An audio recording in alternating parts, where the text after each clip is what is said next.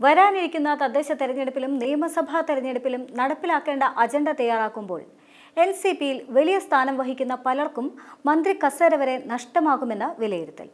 കഴിഞ്ഞ ദിവസം NCP S വിഭാഗം കോഴിക്കോട് ജില്ലാതല ശില്പശാലയിൽ അവതരിപ്പിച്ച പ്രമേയത്തിലാണ് പുതിയ തിരുത്തലുകളുള്ളത്. തദ്ദേശ സ്വയംഭരണ തെരഞ്ഞെടുപ്പിൽ 3 തവണ തെരഞ്ഞെടുക്കപ്പെട്ടവരെ വീണ്ടും സ്ഥാനാർത്ഥിയായി പരിഗണിക്കരുതെന്നതാണ് പ്രമേയത്തിന്റെ പ്രധാന ആവശ്യം.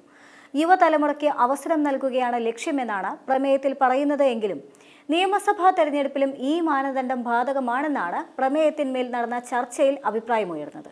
അതുകൊണ്ട് മന്ത്രി AK ശശീന്ദ്രനെ അടക്കം ലക്ഷ്യം വെച്ചുള്ളതാണ് അദ്ദേഹത്തിന്റെ ജില്ലയിൽ തന്നെയുള്ള ജില്ലാ കമ്മിറ്റിയുടെ പ്രമേയമെന്നുമാണ് സൂചന. ശശീന്ദ്രൻ 8 തവണ നിയമസഭാ തെരഞ്ഞെടുപ്പിൽ മത്സരിക്കുകയും 6 തവണ MLA ആവുകയും ചെയ്തിട്ടുണ്ട്. അദ്ദേഹം തുടർച്ചയായി മത്സരിക്കുന്നതിനെതിരെ പാർട്ടിക്കുള്ളിൽ വിമർശനവുമുണ്ട്. നിയമസഭയിലും പുതിയ തലമുറ വരട്ടെ എന്നാണ് ചർച്ചയിൽ പങ്കെടുത്തവർ പോലും അഭിപ്രായപ്പെട്ടത്. എതിർപ്പുകളൊന്നുമില്ലാതെ പ്രമേയം പാസ്സാവുകയും ചെയ്തു. ഈ ആവശ്യം സംസ്ഥാന നേതൃത്വത്തിന് മുൻപിൽ ഉന്നയിക്കും.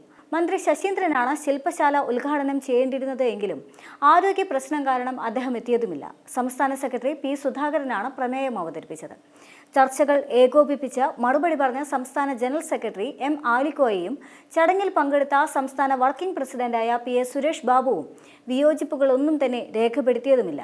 കഴിഞ്ഞ കുറച്ചു നാളുകളായി AK ശശീന്ദ്രനെതിരെ വലിയ തരത്തിലുള്ള വിമർശനങ്ങൾ ഉയർന്നു വന്നിരുന്നു. അദ്ദേഹം കാര്യക്ഷമമായി പ്രവർത്തിക്കുന്നില്ല എന്നതായിരുന്നു വിമർശനത്തിന്റെ പ്രധാന ഹേതു. മാത്രമല്ല, കഴിഞ്ഞ കുറച്ചു നാളുകളായി NCPയിൽ 2 തട്ടുകൾ തുടരുന്ന സാഹചര്യത്തിൽ പ്രമേയത്തിലെ ആവശ്യം വലിയ ചർച്ചയ്ക്ക് വഴിതെളിക്കാനുള്ള സാധ്യതയുമുണ്ട്. എന്നാൽ AK ശശീന്ദ്രനെ മാത്രം ലക്ഷ്യമിട്ടുകൊണ്ടുള്ളതാണ് ഈ നീക്കമെന്നും വിമർശനമുണ്ട്. അതേസമയം AK ശശീന്ദ്രനെ മാറ്റി നിർത്തി കയ്യിലുള്ള സീറ്റ് വിട്ടുകളയണോ എന്ന ആശങ്കയും പാർട്ടിക്കുള്ളിൽ തന്നെ ഉയർന്നു വരുന്നുമുണ്ട്.